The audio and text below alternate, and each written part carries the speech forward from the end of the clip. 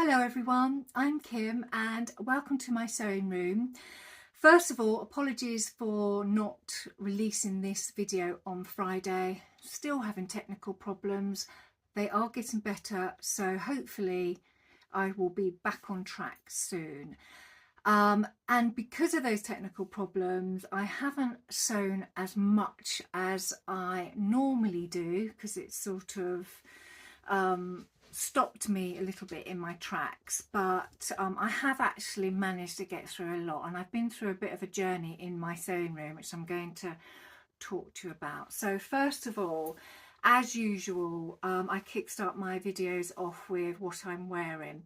So this shirt is the Butterick's B5526. It's one of my favourite shirt patterns, probably because this pattern has been in my pattern stash for a very long time, and I do refer back to it, and I particularly like version E of this pattern because it's princess seams. Now on the pattern drawing, version E has ruffles inserted into the front bands, and I admit the ruffle. I have made this shirt in the past with ruffles, but normally I will admit the ruffle. So it's just a princess seamed shirt. Now when I made this shirt a very long time ago. In fact, so long ago that I haven't got a project sheet for it, and I've been using project sheets, you know, my favourite little project sheets, and there's a link to my project sheet somewhere on this video, and I've been using them for about 4 or 5 years, so I know that this shirt is quite old, and because of that it's just a tad tight across the bust because I have put a bit of weight on over the last couple of years, but even so it's still okay to wear. So I'll stand up and show you what it looks like. So you can see there's a little bit of pulling here on the bust where it's just a bit tight, but even so it's got a beautiful mandarin collar. I do like mandarin collars. There's the button band down the front, and then you have the princess seams down across the bust and down, and it just gives a really nice fit. Long sleeves with cuff, and some beautiful sort of crystal, probably clear plastic, but crystal effect buttons. This fabric came from a company called Cloth Spot, and Cloth Spot used to be one of my favourite fabric suppliers, but unfortunately they went out of business through the pandemic, so they are no longer with us, which is very sad because they did some beautiful fabrics. So that is my Butterick's B5526. I pulled out some of my other projects, and one of them was to start working on the commission work that I had been given to make 4 Luna Lapin Alfie rabbits. So I have an array of rabbit parts. I've got lots of I've got some legs, lots of arms, lots of unfilled arms. I've got a partially finished Alfie rabbit here, and another one here. I'm just covering their tummy because there's special messages on their tummy that the customers asked for, so I don't really want to share those on video. So Alfie is coming along lovely, still waiting his arms. So there's 2 of them on the go, and I've got another 2 of those to make. So they have been work in progress, so they're going really well. So whilst I was working on those, I also received some fabric from Dalston Mill for my waistcoat. So I've got it here. So from Dalston Mill I bought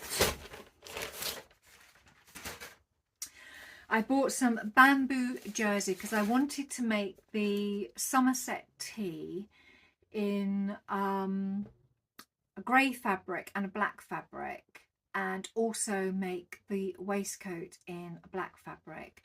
And I chose grey and black because I made some camouflage Seaforth pants and I made some black Seaforth pants. I'm trying to sort of make things that will go with other things that I've made, because I've mentioned before I'm having difficulty coordinating my wardrobe at the moment. It's become a bit disjointed.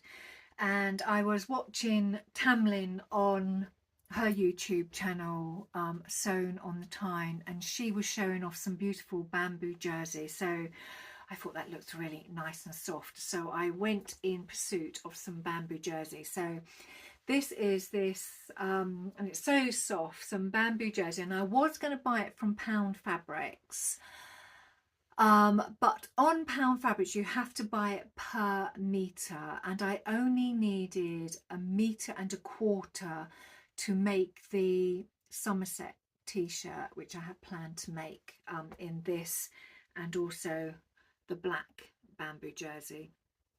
So I didn't really want to buy 2 meters because I would be left with quite a lot, you know, 3/4 metre left of fabric. And so I went in search of a fabric company that's, you know, sold at least 1/2 meters, and Dalston Mill are brilliant because they sell their fabrics in quarter measurement. So I managed to get 1.25 meters, so exactly what I needed to make these t-shirts in, so it wouldn't have any waste. So I'm really, really pleased with that. So there is this beautiful grey bamboo jersey, and that will go with the camo Seaforth pants. There's the Seaforth pants. I've just got these out of the wash. They still need ironing, so I bought the grey to go with them, so they go really well. And I've also bought some black bamboo jersey to go with them. So these two will be made, I will make the Somerset T up in these, and they will also go with the black Seaforth pants that I have made and showed you a few videos back. So that is that fabric. And I also bought this fabric here for the waistcoat. So it's just a black cotton fabric. Let's see what it says here. Oh, lightweight Garbachino Twill. And it was very reasonably priced, and it was nice. It's just got a nice, it's just black, it's just black 100% cotton twill, and I just thought that would look that would make that waistcoat up really nicely. And I'm going to maybe try and do something a little bit fancy with the lining, but I haven't decided what. So hopefully you will be seeing that waistcoat finished soon. So when I was doing the twill for my waistcoat, I ran out of calico, so I wasn't able to make another twill up. And I knew that I had some calico, because I had bought some to make up a moulage for my dressmaker's dummy, Myrtle. And I knew that I had some in my sewing room somewhere, so I went on the hunt for it.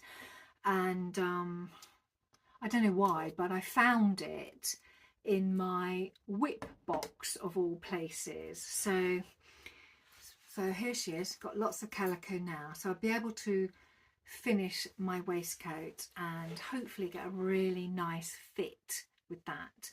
So as I was rummaging in my whip box, I actually found some knitting. Now, I did say to you last time that I'd finished knitting socks for this time of the year, and I usually pick up my sock knitting later in the year.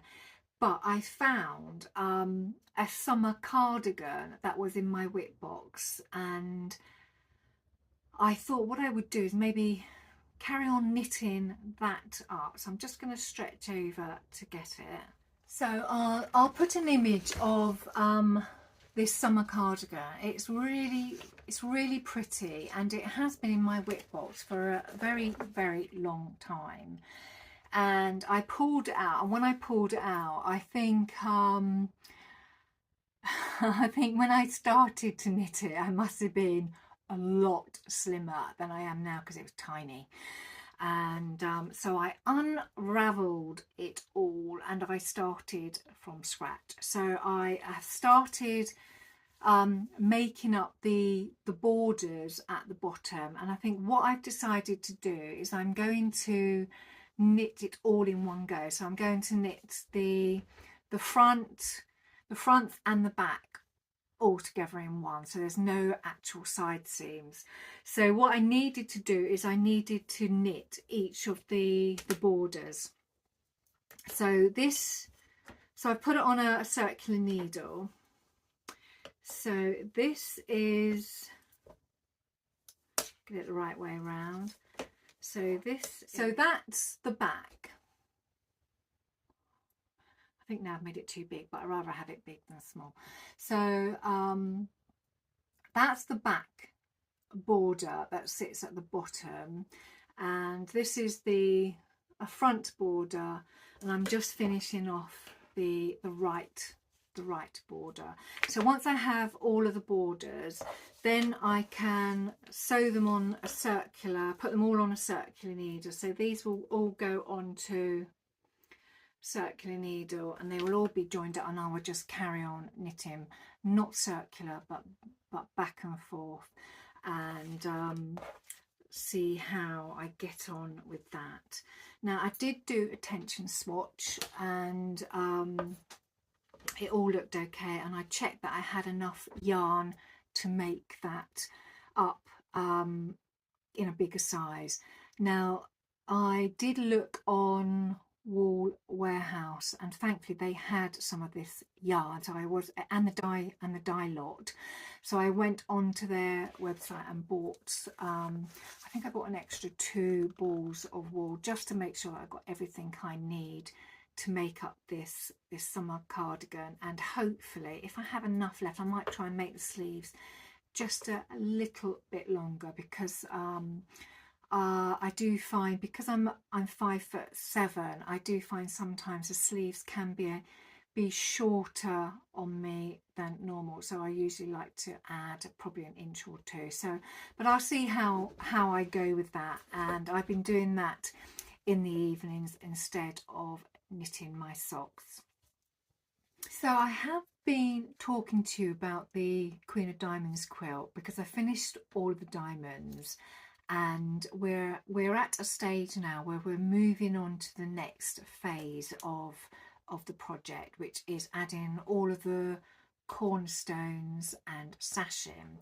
So I haven't done this before, as I mentioned, and I have been watching the support group and just reading up on people's responses. Now the quilt itself isn't as big as I wanted, and somebody very cleverly increased all of the borders and sashing around the actual diamonds, and I thought that was quite a clever way of making this quilt a little bit bigger without putting a great big border around it. So I'm experimenting a bit with how I'm going to do this, and I will probably need more fabric to do it to ensure that I have enough to finish the quilt.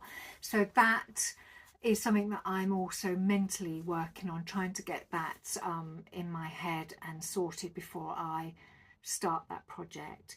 Now at the moment, because I've been working with my technical issue, my sewing room is really messy, and it is really stressing me out. So what I have decided to do is, after this video, I'm just going to carry on working on my Alfie rabbits, try and get as much of those done as I can today, and then I'm going to have a major clean up, and then once I've done that, I will start working on my waistcoat and hopefully get that finished this weekend so that I can show you next weekend. So I think this is going to be a short video this week, and hopefully it will upload okay and you are watching it. And I hope you have a lovely weekend and you have some time for sewing for yourself. And I will, fingers crossed yet again, see you all next week. So take care. Bye.